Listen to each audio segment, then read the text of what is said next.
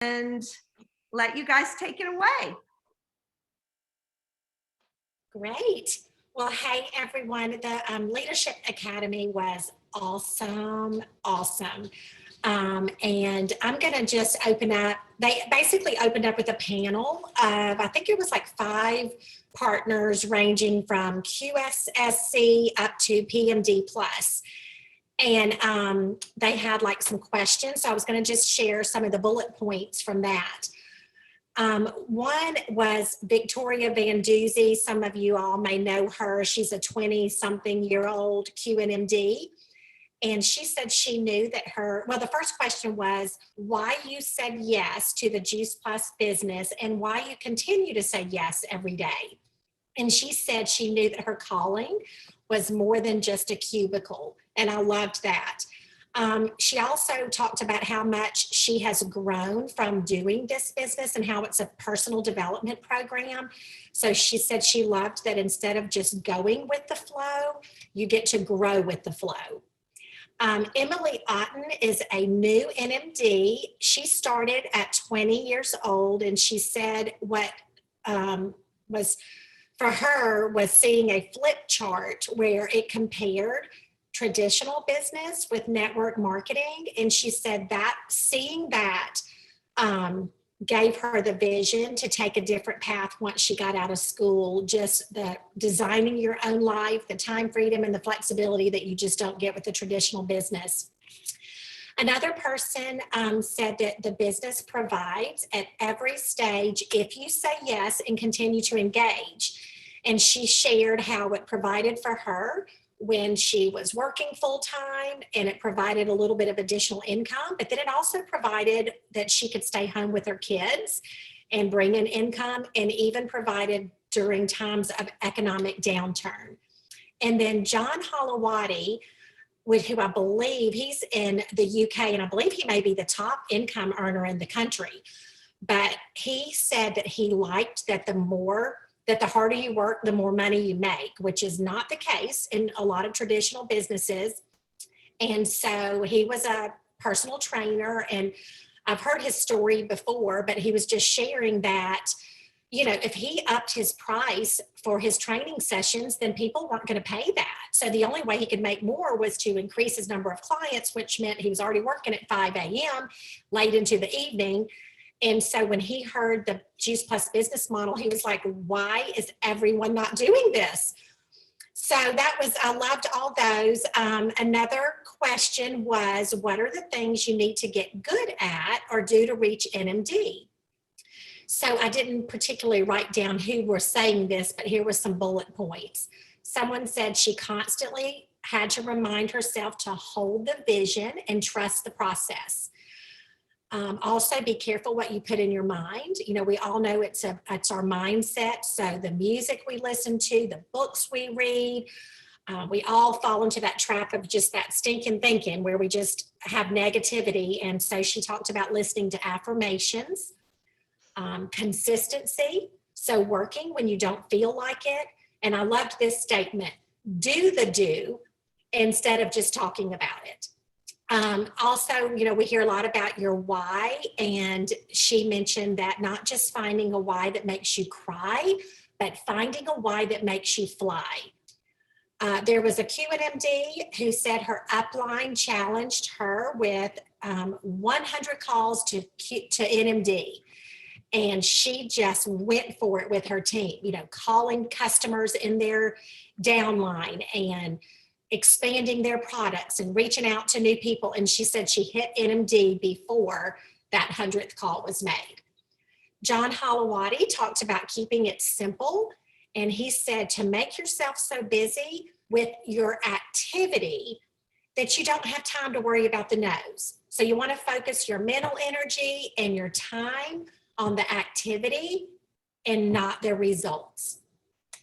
Another person said your team will only do a fraction of what you're doing. So you want to model what you want your team to be doing, and then touching your business every day. If you're not open, you're closed. And if you're closed, you're going out of business. Then the last question was about personal growth and development and some things they recommended. Someone recommended Don't Give Up, that book. Another person talked about just turning your car time into a university. And that can be your exercise time, your cleaning the house time, but the company has amazing videos. So just listening to product videos and health information and all kinds of trainings. One person recommended The Rise of the Entrepreneur documentary by Eric Worre, the Teamsy Boot Camp. And then someone really talked about starting your morning out right. In fact, several of them mentioned that with gratitude, prayer, the Bible app with daily proverbs. So those were some of the tips I picked up. And what was so neat when I spoke with Karen is we were like, oh, we don't want to repeat each other. And she shared her takeaways. And I was like, oh my goodness, those are completely different. So I'm going to turn it over to her so she can share her nuggets from just the panel that they brought on. Thanks, Allison. And you're right, that academy was amazing. My hand hurt from taking so many notes. I think I took 10 pages of notes and I couldn't keep up. They just kept spewing lots of little one-liners. So if you're taking notes, get a pen ready, because some of these are not this section per se, but the next section, they're really good. So I also did bullet points on the 4 panelists. She covered the majority of what they talked about, but these are some other things that I gleaned from the talks. Victoria Van Duzy is the QNMD from Boise, and she said leaders, DMO, daily mode of operation, is the same as a new partner, because we're always growing. And I thought that was powerful, because we don't stop when you become a leader. You continually grow yourself so that you can also benefit your team. And she made a point. She said, what did Jesus do from ages 12 to 30? He grew. There's only one scripture in the Bible that speaks to that time in his life, and it's Luke 2:52. And it says, and Jesus grew in wisdom and stature and in favor with God and man. I thought that was a nice correlation there to the business. She said, you can be pitiful or powerful. You feel sorry for yourself because your woes, or you can be empowered and trudge on. She also said to prepare your appearance and your energy, kind of like the dress for the job you want, not the job you have mindset. Then Alicia Jackson, the QSSC from California, she had 4 bullet points. One that says, attitude starts with me. And that's so true. A positive attitude goes a long way towards helping your team. Again, communicate and touch your business daily. I think everybody talked about that. And if you're not doing that, you're not open, right, Allison? The third one is be confident, learn and grow. You can't stay stagnant. You've got to continually learn and grow. And that confidence is bulletproof. And I thought that was good too, because when you know your stuff, you're prepared. Emily Otten, the newest NMD from Missouri, said, be consistent and lead from the front. Can't lead from behind. You got to be up there in the front, plotting the way. You grow wide to grow deep. When you grow wide with lots of partners, that it eventually makes your organization deeper. And to follow up with phone calls, not texts, not the chicken's way out. You got to follow up with real phone calls, real connections. Surround yourself with upline leaders. And that sentiment seemed to be a common thread for all of the speakers on Saturday. Because, they're the ones that are going to help you the most. Jump in and go for it through uncomfortable situations, she also pointed out. And then John Halawati, the PNMD Plus from Manchester, England, had some really good points. He said, bring in new customers and partners every month. We kind of touch on that with our coaching chats all the time, but it's a nice reiteration. And he also said that it may not be the same partners that you start with that you end up with when you achieve your goals. And Brenda's always told me that. And apparently it's true. So then he also said that income comes from effort. So the harder you work, the more you're going to reap the benefits. And he also said to keep your radar up, speaking on opportunities to bring in Juice Plus into a conversation. is what he was referring to. And then he also said, look within the company for learning. Follow the path of those who are successful in Juice Plus and Zoom with them. He recommended also listening to Jim Rohn, Build Your Network Marketing Business. And that's on YouTube and it's free. So it's Jim Rohn, Build Your Network Marketing Business. 2 other bullet points, he said, put in energy to those who put in effort. Common sense. And then the last one was confidence is the gift you get from being in this business. So those were the panel notes. Allison, as far as the other speakers go, which was your favorite and what golden tidbits did you learn? Well, I absolutely loved Michelle Barnett's talk. It just resonated with me to the point that when I finished taking notes on her talk, I literally had to put my laptop on mute to hop on Voxer with Elaine and Caitlin and go like, oh my gosh. So she talked about how to get team consistency with business building activity. And we know that's a universal complaint and question that's asked probably to every NMD. So whether you have one team member or 100, you're always asking how to keep them consistent. And she had another NMD recommend a book to her that really helped. And she implemented the principles with her own team. The book is The Consistency Chain for Network Marketing. And it talks a lot about the 80-20 rule or the Pareto principle. So we're all familiar with the 80-20 rule, like 20% of your team produces 80% of your business. 20% of your activities will account for 80% of your results. I've heard in churches before that 80% of the tithing comes from 20% of the people. So we're all familiar with that 80-20 rule. So Pareto noticed that people tend to fall naturally into either 80%ers or 20%ers. And even if you're a 20%er, we're all 80%ers in some areas, right? So it's so important to know your team because 80% of your team is operating with an ESP mindset, which is easy, safe, and pleasurable. So they want or need instant gratification. And so a lot of times when we do contests that are too long, that's not, or maybe it's too many things we're asking them to do. That's not easy. That's certainly not safe or pleasurable. So you kind of lose those people.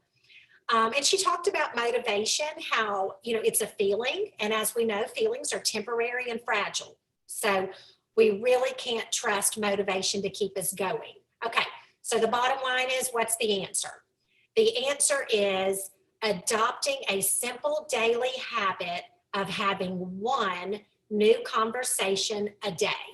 And she said it has really been successful on their team. And I started thinking about it and I thought, I love that, because when we're actually coaching people in health and you have someone that's not doing anything, it's a little overwhelming to say, exercise, drink more water, cut out your soft drinks, get more free. I mean, they start feeling very overwhelmed. But if you say, what's one simple change you can add in addition to your Juice Plus, that's doable for someone to say, you know what, I really don't drink much water. I'll start with that.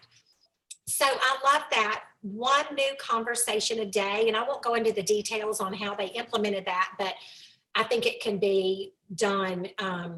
They did 7 days a week and then gave a little grace. I forget what they called it, but let's just say you want to take Sundays off, or maybe you've gone out of town. You make that up. So if you're not going to work on a Sunday and have a new conversation, that's okay. Do 2 on Saturday or 2 on Monday. But I can see how 80%ers, it just seems doable. So anyway, loved that talk and just recommend y'all hopping on and listening to that recording. So Karen, what about you? Who was your favorite? My favorite was Alyssa Harriman. She's an Executive National Marketing Director from Canada. But before I recap Alyssa's talk, I wanted to share a couple of things that were addressed in the welcome. Janet Black said that there's a stickiness to this business. And I thought, where's she going with this? But she said that 90% of partners never leave the culture. She said, which it turns out is a culture of personal development. I thought that was pretty amazing and a tribute to the leaders that we have. I know that we've got two fantastic ones at our disposal every day, every week. They're ready, willing, and able to help us out. So shout out to you leaders. Thank you. And also, I think it was Sean Hopkins who said it in the opening, was that instead of having the why that makes you cry, have a why that makes you fly. And I thought that was much more empowering and a unique perspective. So, okay, Alyssa Harriman. She spoke on building a strong organization.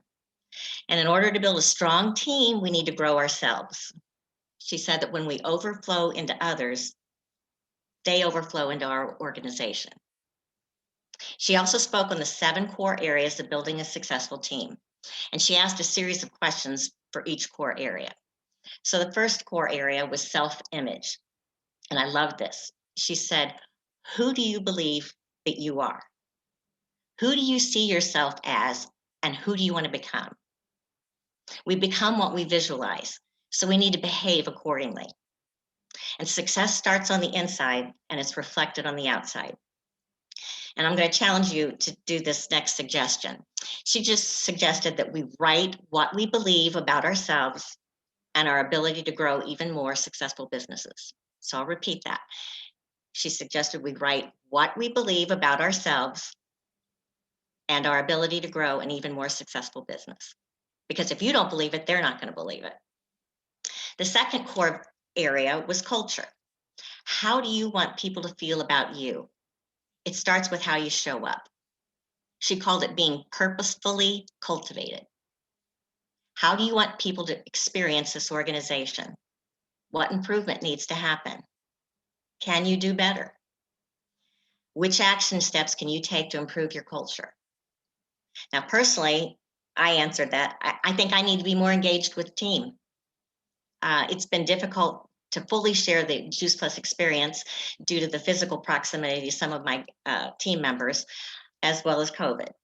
But I feel that I could still be doing a better job by creating a more cohesive, connected team. The third core area is systems. And you know, Elaine loves systems. In fact, what's your quote, Elaine? Is it systems are a dime a dozen, get one? Is that it? So anyway, she said, how are you guiding yourself and others? Systems are a path to help others follow. They create duplication, make you money, they create certainty, they guide you and those you lead. What systems do you have in place? If you can't teach it, no one can follow it. I thought that was good. Alyssa suggested breaking down into 3 to 5 easy steps of, say, social media sharing, adding new people to the community, and connecting them to an event or a 3-way call.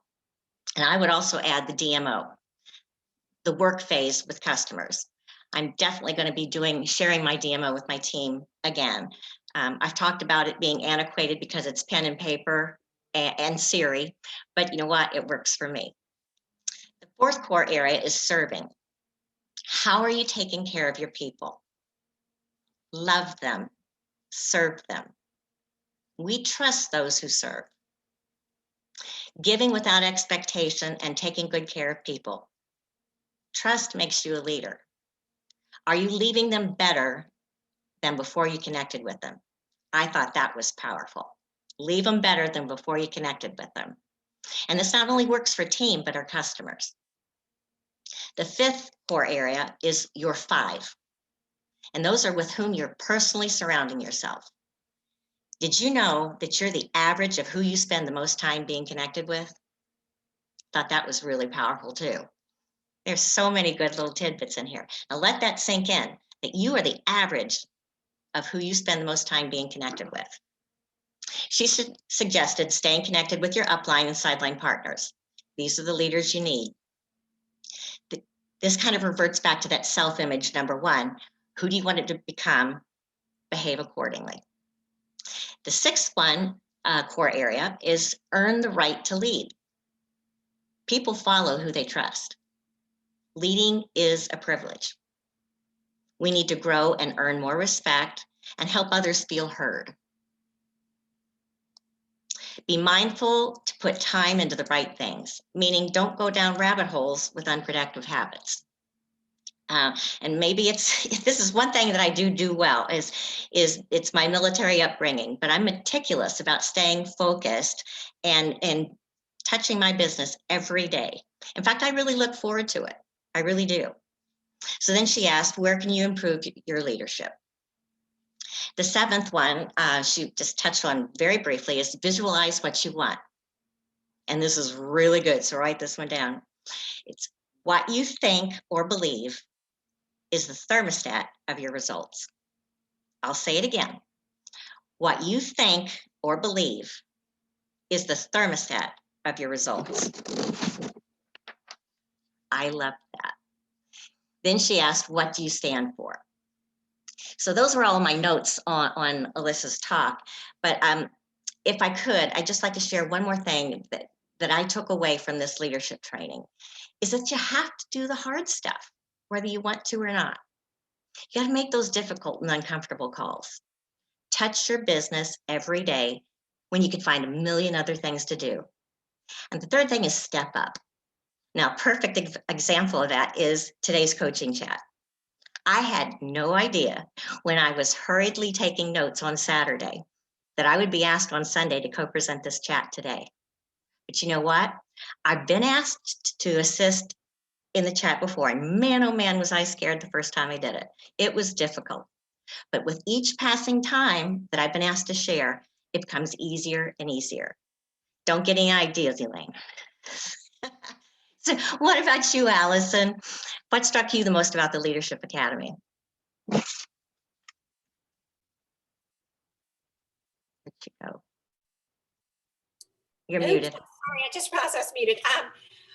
One of the takeaways for me was how they were talking about just turning your life basically into a university. And we really need that even more than just growing your actual business. It's really what keeps you engaged. And, you know, life just happens. And I think when we're constantly listening to things, it gets us re-engaged. So I was telling Karen, and for those that are close to me, you know, I've had a lot of life things going on, a lot of good life things going on, but it's just like, whoa, this wasn't where I expected I would be with my time and all that. But Saturday morning, I got the email about it, you know, reminding me, and I needed to do a lot of other things, but I thought, but they're not have to things. So I literally was still in my pajamas, in my glasses, and I tuned in, and it really was just what I needed to re-energize me. So when we're feeling like, you know, we're just like, oh, I need to step back in, it's amazing what listening to something, whether it's business, health, product, you know, whatever, really gets you back re-energized. So I would just definitely encourage that. And then also the why really is what keeps us going, because I hopped on Teamsy and there was my why. And I thought, oh yeah, like I still want all those things. I better get going, you know? So, and then anyway, those were my main takeaways. And it was great. So I really am thankful for our company that they provide a lot of resources and materials for us. So anyway, hope all that was helpful. Are y'all finished? Do you have any more, Karen? Whoops. Okay. I'm going to stop the recording.